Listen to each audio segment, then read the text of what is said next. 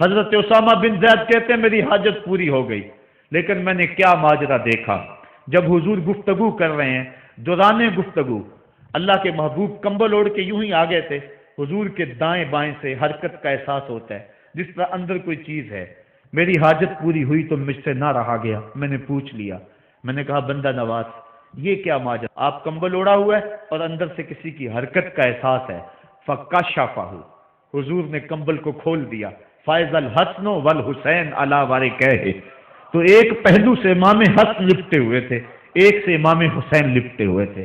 کہا یہ میرے بیٹے ہیں، یہ میری بیٹی کے بیٹے ہیں، اے اللہ میں ان سے پیار کرتا ہوں، تو بھی ان سے پیار کر، اور جو ان سے پیار کرے میرے مالک تو اس سے بھی پیار کر۔ اور ایک دن فرمایا حسین منی وانا من الحسین، لوگو حسین مجھ سے ہے اور میں حسین سے ہوں۔ لمحے بیتتے گئے، پھر وہ جاں گداز لمحے بھی آئے جب صحابہ کی چیخیں نکل رہی تھی، جب مسجد نبوی اجڑ رہی تھی، جب حجرہ عائشہ کے اندر اللہ کے محبوب اپنے رب کے ہاں جانے کی تیاریاں کر رہے تھے، جب سیدہ فاطمہ کے لبوں پہ یہ لفظ تھے سبت علیہ مصائب لو سبت علی الارض سرنا لیالیا، میرے اوپر اتنی مصیبتیں پڑی، اگر یہ دنوں پہ پڑتی تو وہ بھی کالی راتیں بن جاتے۔ حضور علیہ السلام کا جب جسد اطہر اٹھا تو صحابہ کی جو حالت تھی وہ اس انداز سے کہ صحابہ کے کلیجے پھٹ رہے تھے، روحیں گداز ہو رہی تھی، ایک ہاتھ اٹھا کے دعا مانگ رہا تھا اللہم اذہب بصری حتی لا ارا بعد حبیبی محمد احدا، اے اللہ مجھے اندھا کر دے، مجھے اندھا کر دے، میری آنکھوں کی بینائی چک لے، تیرا محبوب تہے مزار چلا گیا، میں نے آنکھوں کی روشنی کو کیا کرنا ہے۔ وہ دن بھی آئے، حضرت سیدنا صدیق اکبر کا کلیجہ بھی پگھل رہا ہے، وہ بھی غم رسول میں رو رہے ہیں، صحابہ تڑپ رہے ہیں، وہ اونٹنی غصبہ نامی اونٹنی جس پہ حضور سواری کرتے تھے وہ حضرت فاطمہ کے دروازے کے اوپر سر رکھ کے رو رو کے مر گئی، جب محبوب نہیں رہے تو ہم نے جی کے کیا لینا ہے۔ کائنات اجڑ گئی، جہان میں جو ہے وہ ہر سمت اندھیرا ہی اندھیرا چھا گیا، لیکن روشنی کے ٹمٹماتے ہوئے چراغ آج بھی روشن ہیں جن کو دیکھ کر مصطفیٰ یاد آتے ہیں۔ لوگ ان شہزادوں کو دیکھ لیتے ہیں اور حضور کی یاد کو تازہ کر لیتے ہیں۔ وقت گزرتا گیا، پھر وہ لمحے بھی آئے کہ جب حضرت امام حسن کو زہر دیا گیا اور آپ کا کلیجہ کٹ کٹ کے کئی سو حصوں میں باہر آیا۔ آپ سے آخری لمحے حضرت امام حسین نے پوچھا کہ میرے بھائی کوئی وصیت؟ کہا بیٹا کوفے والوں سے بچ کے رہنا، ان کے دغے سے بچ کے رہنا۔ لمحے بیت گئے، 60 ہجری کو یزید تخت نشین ہوا، تخت نشین ہو گیا تھا، لیکن اس نے یہ چاہا کہ حضرت امام حسین رضی اللہ تعالی عنہ میرے لیے بیعت کر لیں، اور اس نے مدینے کے گورنر ولید بن عقبہ کو خط لکھا، اور خط کا مضمون یہ تھا کہ امام حسین کو بلاؤ اور میرے لیے بیعت لو، اور اگر وہ بیعت نہیں دیتے تو اس خط کے جواب کے ساتھ ان کا سر بھیج دو۔ ولید بن عتبہ محب اہل بیت تھا، اس نے رات کی کافی تاریکی کے اندر حضرت امام حسین رضی اللہ تعالیٰ عنہ کو پیغام بھیجا۔ حضرت امام حسین نے حضرت عبداللہ ابن زبیر سے مشورہ کیا، انہوں نے کہا اس وقت گورنر کا بلانا خیر نہیں، صبح جائیں گے۔ آپ فرمایا نہیں میں بھی جاتا ہوں، کچھ سواروں کو ساتھ لیا، کہا تم باہر کھڑے ہو جانا دارالامارت کے، اگر میں آواز دوں تو تم دوارے فلانگ کے اندر آ جانا۔ ولید بن عتبہ کے پاس امام حسین پہنچے، آپ نے کہا کہ سناؤ کیا معاملہ ہے؟ تو اس نے کہا کہ یہ خط ہے جو یزید نے بھیجا ہے۔ آپ نے فرمایا کہ میں صبح بتاؤں گا۔ ولید بن عتبہ نے کہا ٹھیک ہے۔ امام حسین پلٹنے لگے تو مروان بن حکم جو پاس بیٹھا ہوا تھا گورنر کے، کہنے لگا یہ چلے گئے تو دوبارہ ہاتھ نہیں آئیں گے، اب موقع ہے، اب ان کو پکڑ لو اور ان سے زبردستی بیعت لے لو۔ یہ بات حضرت امام حسین کے کانوں میں پڑی، آپ پلٹے، نیام سے تلوار نکالی، حیدری کچھار سے محمدی شیر نکل آیا، اور حضرت امام حسین رضی اللہ تعالیٰ عنہ نے اس وقت جو جملے کہے، تاریخ کے اوراق کے اندر وہ جملے محفوظ ہیں۔ حضرت امام حسین نے کہا ایھا الامیر، اے امیر، تو جانتا نہیں ہم کون ہیں؟ انا معدن الرسالہ و مہبت الوحی و مختلف الملائکہ، میں وہ ہوں جس کے گھر میں جبریل آتا تھا، ہمارے گھر میں وحی اترتی رہی ہے۔ وَيَزِيدُ بْنُ الْمُعَاوِيَةِ رَجُلٌ فَاسِقٌ فَاجِرٌ قَاتِلُ النَّفْسِ مُعْلِنٌ بِالْفِسْقِ شَارِبُ الْخَمْرِ وَمِثْلُنَا لَا يُبَايِعُ، کہا اور یزید شرابی ہے، یزید مسلمانوں کا قاتل ہے، یزید فاسق مولن ہے۔ اے امیر، میرے جیسا شخص چھپ کر بیعت نہیں کر سکتا۔ اللہ اکبر۔ حضرت امام حسین نے جب یہ بات کہی، جو باہر لوگ کھڑے تھے وہ بھی چاقو چوبند ہو گئے۔ اس نے کہا حضور آپ جائیے۔ مروان مشورے دیتا رہا، لیکن حضرت امام حسین کو گورنر مدینہ نے کہا کہ آپ جائیے۔ حضرت امام حسین رضی اللہ تعالیٰ عنہ واپس پلٹے۔ حضرت امام حسین کی ہمشیرہ سیدہ زینب انتظار کر رہی تھی بھائی کا۔ پوچھا کیا ماجرا ہے؟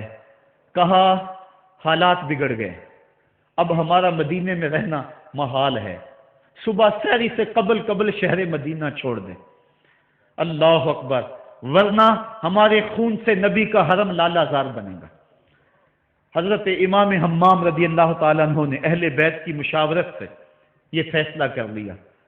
کجاوے کسے جانے لگے، سامان تیار ہو گیا۔ حضرت محمد بن حنفیہ کو کہا کہ تم یہاں رہو اور تم خبر پہنچانا کہ پیچھے کیا ماجرے ہوتے ہیں، اور مکے کی طرف میں سفر کر رہا ہوں۔ کہانی لمبی ہو رہی ہے اور وقت کے دامن میں اتنی گنجائش نہیں ہے کہ پھر کس طرح شہر مدینہ چھوڑا ہوگا۔ حاجی جاتے ہیں 8 دن اور 8 دن کے بعد مدینہ چھوڑتے ہیں۔ ان سے کوئی پوچھو کہ مدینہ چھوڑنا کتنا مشکل ہے۔ وہ کیا کسی حاجی کو لوگ مبارک دے رہے تھے؟ اس نے کہا تھا مبارک دے رہے ہو دوستو حج و زیارت کی، میرا غم بھی تو دیکھو، میں مدینہ چھوڑ آیا ہوں۔ جو 8 دن مدینہ رہتا ہے اس سے مدینہ چھوڑا نہیں جاتا، جس کی ولادت مدینے میں ہوئی، جو کھیلتا تھا تو مدینے کی گلیوں میں، جس کے گھر کا دروازہ مسجد نبوی میں کھلتا تھا، اس حسین کو مدینہ چھوڑنا قیامت ہوگی۔ شہر مدینہ چھوڑا، حضرت امام حسین رضی اللہ تعالیٰ عنہ مکہ المکرمہ پہنچے۔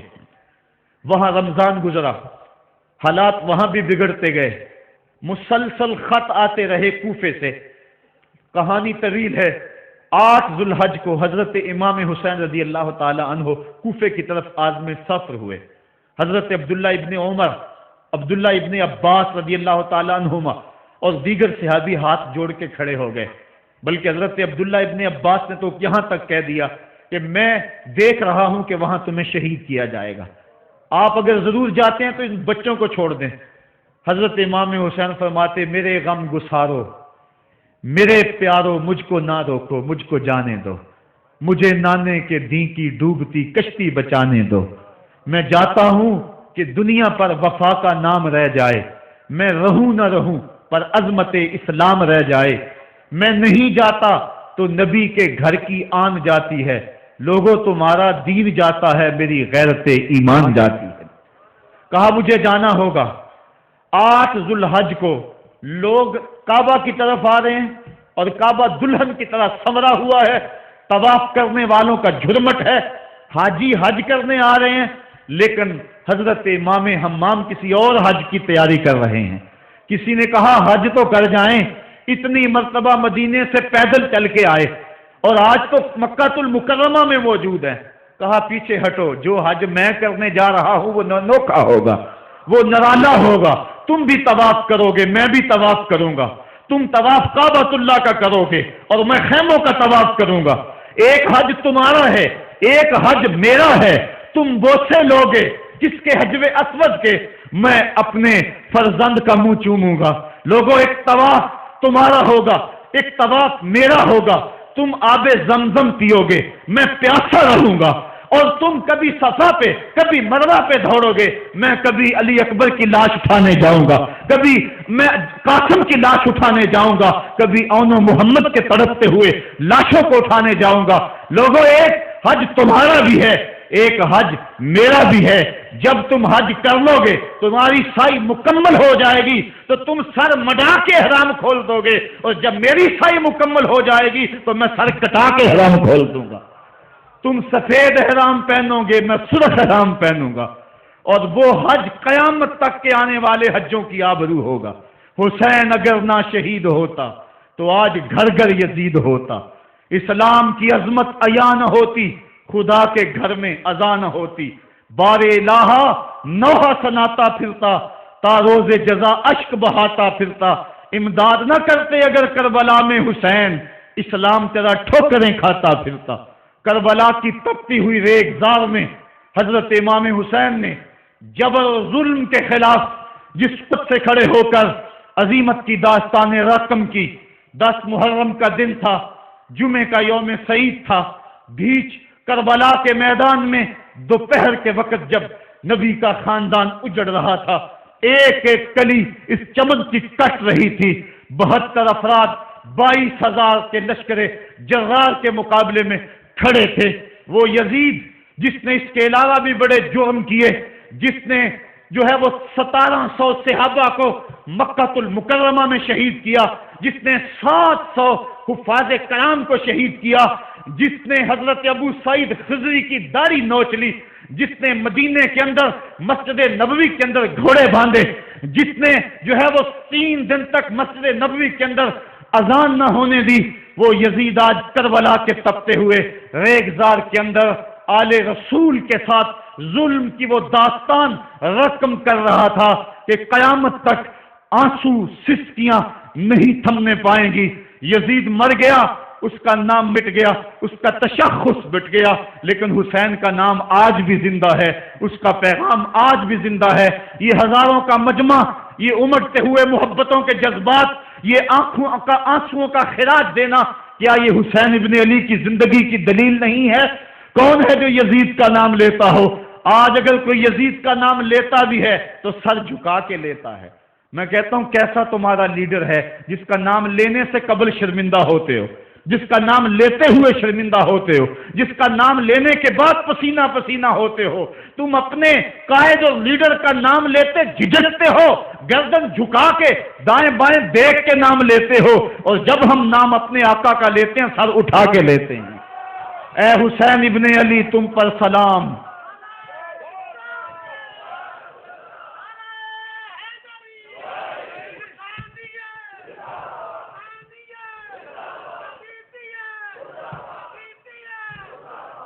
صاحبو، کربلا کا تپتا ہوا منظر ہے، اتنے دکھ آ گئے۔ حضرت سری سختی رضی اللہ تعالیٰ عنہ فرماتے ہیں کہ اللہ تعالیٰ نے جب کائنات کو بنایا، انسانوں کو تخلیق کیا، تو انسانوں کو پوچھا بتاؤ تم میرے ہوگے؟ سب نے کہا مالک ہم تیرے ہیں۔ لیکن جب دنیا کو پیدا کیا تو 9 حصے دنیا کی طرف ہو گئے، 1 حصہ اللہ کی طرف رہ گیا۔ پھر جب عقبہ کو پیدا کیا جو 10واں حصہ تھا، اس میں 9 حصے پھر آخرت کی طرف ہو گئے، جنت دوزخ کے لالچ میں ہو گئے، اور 1 حصہ صرف کہنے لگا نہ ہم جنت کو دیکھتے ہیں نہ دوزخ کو دیکھتے ہیں، مالک ہم تو تجھے دیکھتے ہیں۔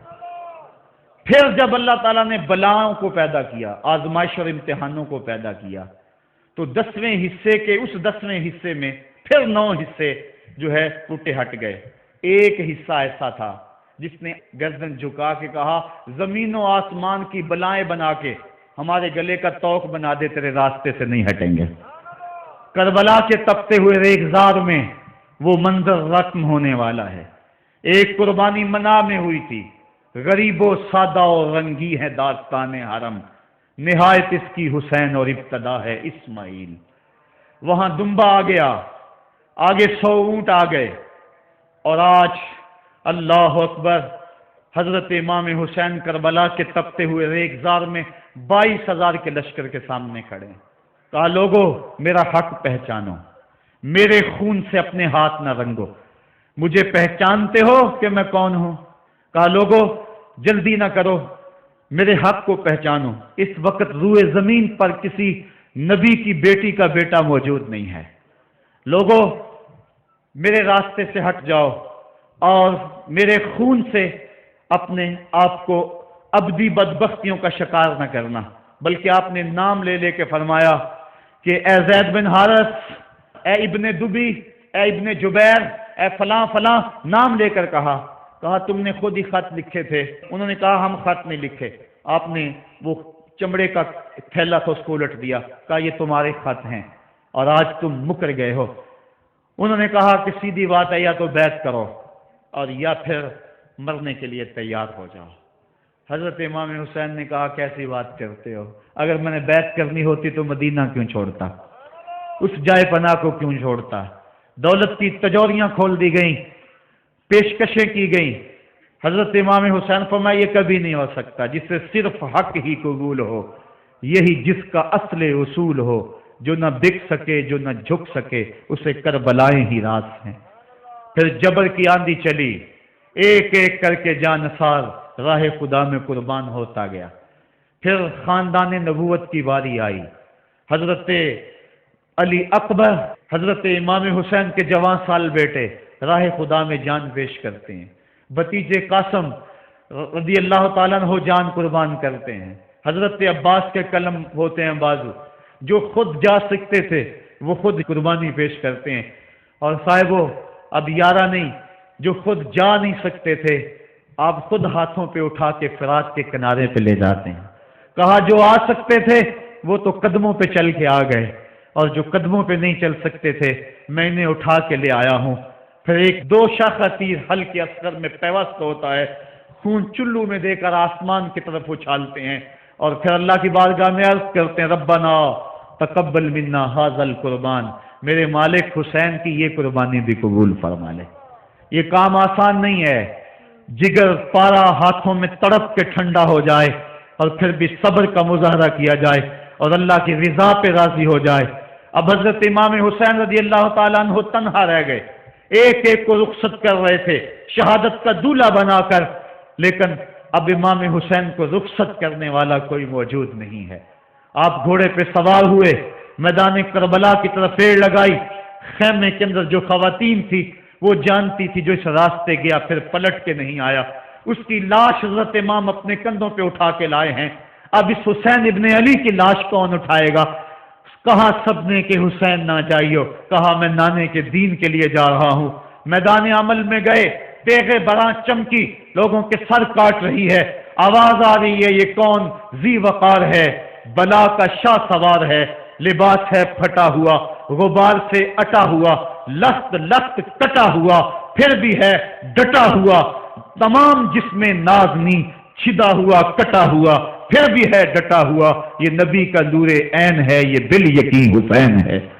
حسین ابن علی نے کربلا کے تپتے ہوئے ریگزار کے اندر وہ عظیمت کی داستانیں رقم کی، اور پھر بوچھاڑ تیروں کی، ایک تنہا سید زادہ اور ہزاروں تیر چاروں سمت سے ان کے اوپر برسنے لگے، کسی نے نیزہ مارا، کسی نے تیر مارا۔ جب حضرت امام حسین گھوڑے کی زین سے نیچے اترے تو اس وقت آپ کے بدن پر 33 زخم تلواروں کے تھے، 34 نیزے کے انیاں آپ کے جسم کے اندر کھبی ہوئی تھی، اور محتاط روایات کے مطابق جب بعد میں آپ کا پیراہن اتارا گیا تو اس کے اندر 113 سوراخ تیروں کے نکلے، اور وہ تیر جسم میں پیوست تھے، اور جب گھوڑے کی زین سے فرشے زمین پر گرے لگا جس طرح ریحل سے قرآن گر گیا ہو۔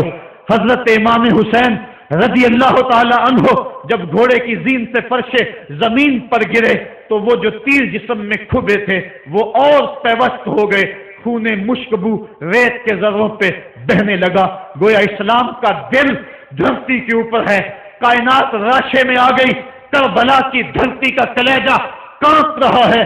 حضرت ام سلمہ کو حضور نے کربلا کی مٹی دی، کہا جب یہ خون بن جائے تو سمجھ لینا کہ میرا حسین شہید کر دیا گیا ہے۔ وہ مدینے کے اندر خواب دیکھتی ہیں کہ آقا کریم علیہ السلام داڑھی مبارک کے اندر گرد مبارک پڑی ہوئی ہے اور بال الجھے ہوئے ہیں، گھبرا کے اٹھ کھڑی ہوئی کہ کیا ماجرا ہے، اور جلدی سے اس شیشی کو دیکھا تو وہ شیشی کا جو مٹی رکھی ہوئی تھی وہ خون بن گیا تھا، اور آپ نے کہا اہل مدینہ سن لو، حضرت امام شہید کر دیے گئے ہیں۔ ادھر امام حسین خون اور خاک کے اندر تڑپ رہے ہیں، اور آپ کے جسم نازک پر برچھیوں، تیغوں اور تلواروں کے ساتھ جو ہے وہ لوگ وار کر رہے ہیں۔ سنان بن انس نخی آگے بڑھا لیکن سر کاٹنے کی ہمت نہ پڑی، اس نے نیزہ مارا اور آپ کے گلے کے قریب وہ نیزہ پار کر گیا اور خون کا فوارہ پھوٹا۔ زرع بن شریک نے آپ کی پیشانی پہ نیزہ مارا، آپ گھبرا کے گرے، اٹھے اور پھر گر گئے، اور پھر آپ نے اپنی پیشانی سجدے میں رکھ دی، اپنا خون جو تھا وہ چہرے پہ مل لیا۔ حسین نے سرخ رنگ کے خون کا جو خضاب تھا وہ اپنے داڑھی پہ لگا لیا کہ کل میں اپنے نانا کو یہ رنگت بھی دکھاؤں گا۔ حرم کی وہ داستان جو مناس سے شروع ہوئی تھی آج اس کی تکمیل ہو رہی ہے، وہ غریب اور سادہ اور رنگین داستان حضرت امام حسین رقم کر رہے ہیں۔ خون سے داڑھی رنگ گئی اور آپ کے ماتھے کے اوپر زرع بن شریک نے وہ جو نیزہ مارا تھا اس سے آپ سنبھل نہ سکے، اٹھ کے پھر نیچے گرے، پیشانی کو سجدے میں رکھا اور سجدے میں رکھ کے اللہ کی بارگاہ میں آخری لفظ جو میرے امام کی زبان سے نکلے دلوں کی تختیوں پہ نوٹ کر لو اور دیکھو۔ اللہ تعالیٰ کے بندے حضرت خلیل نے دعا مانگی تھی، اے میرے مالک میں اس جگہ سے اپنی ذریت اولاد کو چھوڑ کے آباد کر کے جا رہا ہوں اور دعا کرتا ہوں کہ وہ نماز کو قائم رکھیں۔ آج اس دعا کی تکمیل کا منظر لوگوں کے سامنے ہے کہ 113 تیر جسم میں کھبے، 34 تلواروں کے گھاؤ، اور وہ بھی راوی کہتے ہیں کہ ایک ایک گھاؤ میں کتنی تلواروں کے زخم تھے اور نیزے کی انیاں جسم میں کھبی ہوئی تھی۔ آپ کے کلیجے کے اندر نیزے کی انی کو توڑ دیا گیا تھا۔ اس موقع پہ حضرت امام حسین رضی اللہ تعالی عنہ نے اپنے آپ کو سنبھال کے پیشانی کو ریت کے اوپر رکھا اور اللہ کی بارگاہ میں آخری لفظ حضرت امام حسین کے لبوں پہ جو مچلے خون نکل رہا تھا اور خولی بن یزید آگے بڑھ کے سر انور کو جدا کرنے کی تیاریاں کر رہا تھا۔ سنان بن انس آگے بڑھا لیکن کپ کپا کے پیچھے ہو گیا، خولی بن یزید آگے بڑھا وہ بھی پیچھے ہو گیا، پھر شمر آیا اور شمر آپ کے جسم نازک کے اوپر بیٹھ گیا۔ حضرت امام حسین نے جب دیکھا تو اس کے بدن کے اوپر برف کے پھل بیری کے نشان تھے، تو حضرت امام حسین کی زبان سے نکلا صدق اللہ و صدق رسول اللہ، میرے آقا میرے اللہ نے سچ کہا۔ اس نے کہا کیا سچ کہا ایک دن میں حضور کی خدمت میں حاضر تھا تو حضور نے فرمایا تھا میں دیکھ رہا ہوں ایک چتکبرا کتا میری اولاد کے خون میں منہ مار رہا ہے، آج میں دیکھ رہا ہوں کہ مصطفیٰ کریم کا وہ فرمان جو ہے وہ پورا ہو رہا ہے۔ وہ غصے میں آیا، امام جلدی اپنی پیشانی سجدے میں رکھی اور اللہ کی بارگاہ میں امام کے آخری لفظ تھے اللہم رضن بقضائک وصبرن علی بلائک تسلیما لامرک سبحان ربی الاعلی سبحان ربی الاعلی سبحان ربی الاعلی۔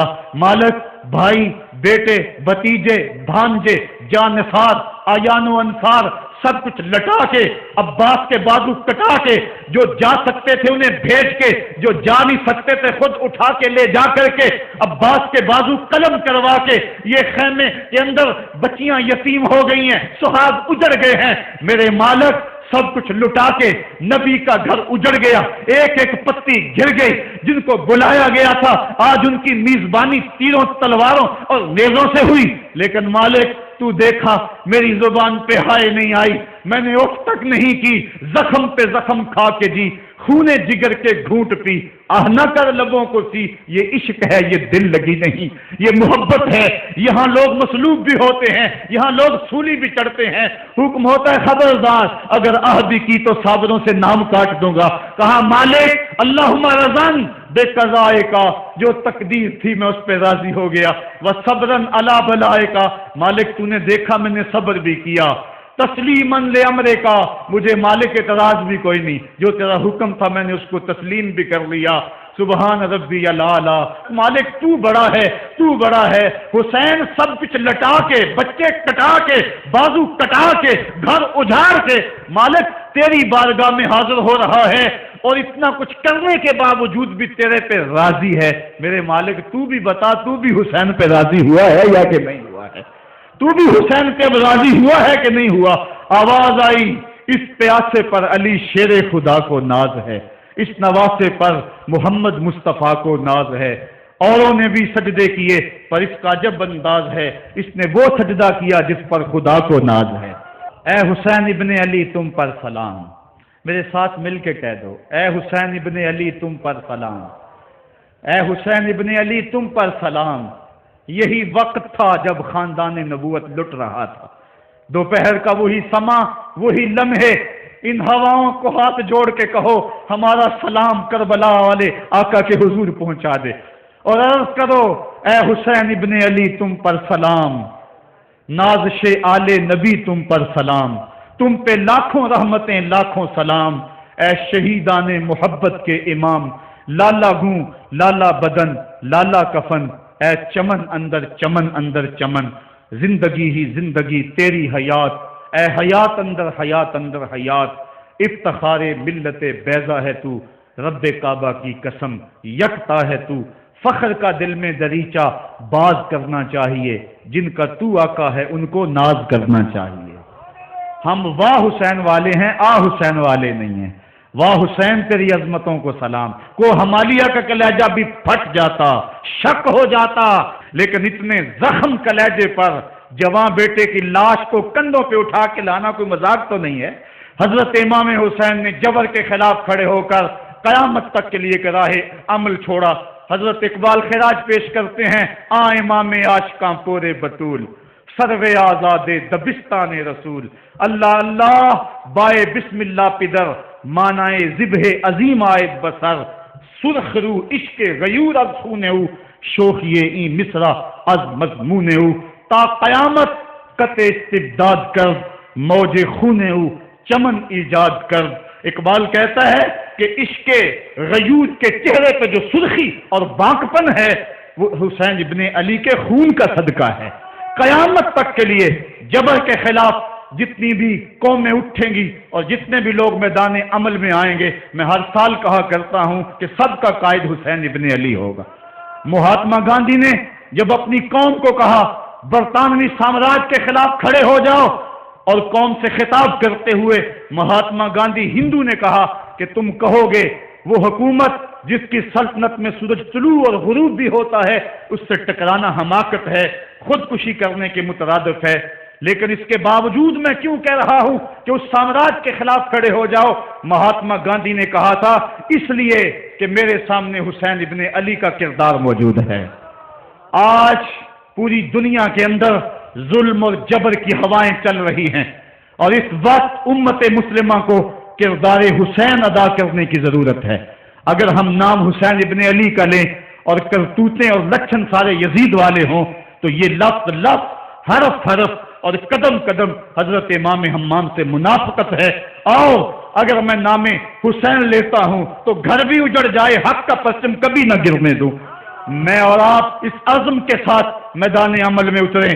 ادارۃ المصطفیٰ کسی تنظیم کا نام نہیں، یہ ایک فکر کا نام ہے، ایک تحریک کا نام ہے، ایک مشن اور ایک انقلاب کا نام ہے، یہ روحوں میں ہلچل پیدا کرنے کے جذبوں کا نام ہے، یہ مصطفیٰ کریم کے در پہ سلامی دینے کا نام ہے، یہ اپنا سب کچھ مصطفیٰ جان رحمت پہ قربان کر دینے کا نام ہے۔ آؤ ادارۃ المصطفیٰ کے پلیٹ فارم پہ آپ میدان عمل پہ نکلیں۔ حضرت امام حسین نے اسلام کے گرتے ہوئے پرچم کو تھام لیا اور جبر کی آندھیوں کے مقابلے کے اندر بھی اس پرچم کو خم نہیں ہونے دیا۔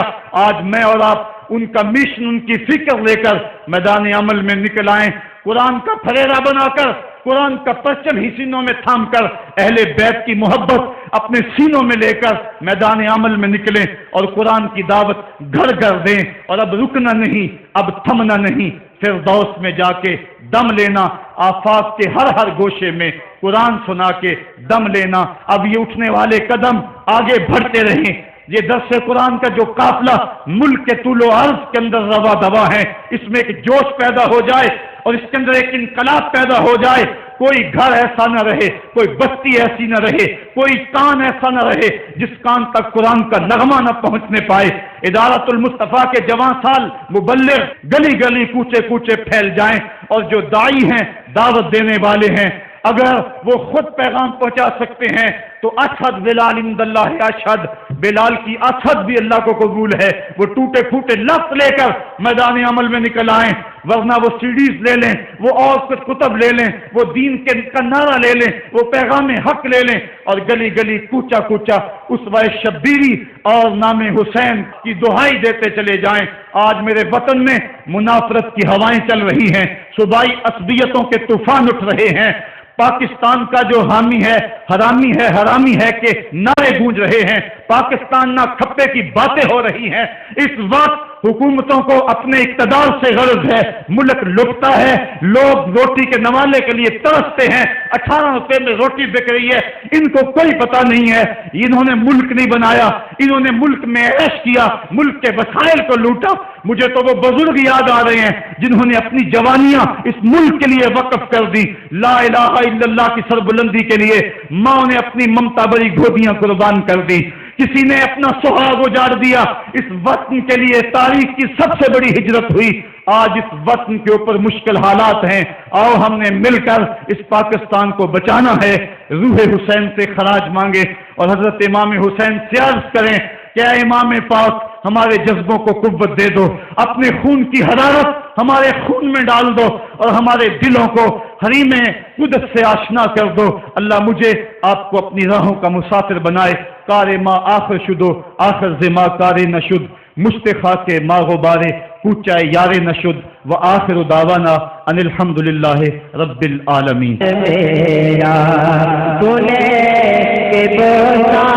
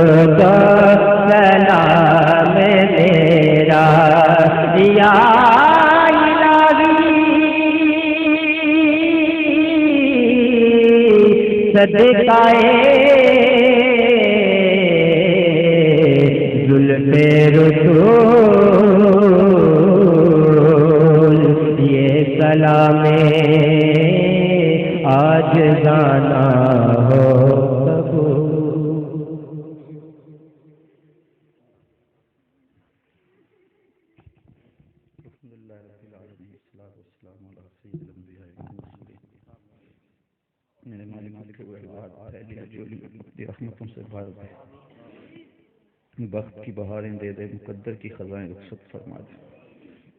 اے اللہ ہم جئیں تو تیرے لیے، مریں تو تیرے دین کے لیے، اور زندگی کی آخری سانس تک تیرے رسول کے وفادار رہے۔ ہر علت، ہر قلت، ہر ذلت سے رہائی دے دے، اپنے پاک نبی کے در کی گدائی دے دے۔ اے میرے مالک، اسوہ شبیری پہ عمل کی توفیق دے دے۔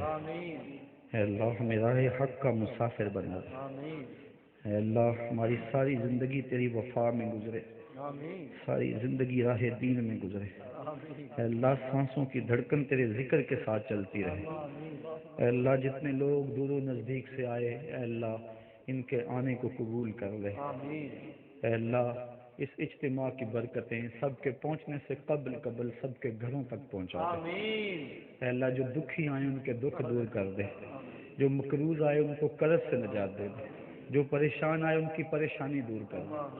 اے اللہ جو گناہوں کے مرض میں مبتلا ہے انہیں گناہوں سے نجات دے دے۔ اے اللہ ہمیں نیکی والی زندگی دے، ہماری زبانوں کو سچائی دے دے، ہماری آنکھوں کو حیا دے دے، اے اللہ ہماری سوچوں کو پاکیزگی دے دے، اے اللہ ہمارے دلوں کو اپنی دھڑکنیں دے دے، اے میرے مالک جو بیمار انہیں شفا عطا کر۔ وصلی اللہ تعالی علی النبی الامین وآلہ وصحبہ اجمعین برحمتک یا ارحم الراحمین۔